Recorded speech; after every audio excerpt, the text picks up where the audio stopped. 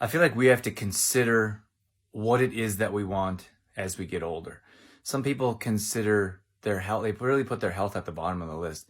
And I was thinking about this the other day, and I had a few people that mentioned their age. And it could be through retirement, or it could be you're already been retired for a number of years. And I thought, those are the most important years, right? Like, the most important years are the years you're living right now, in my opinion, because tomorrow is promised to no one.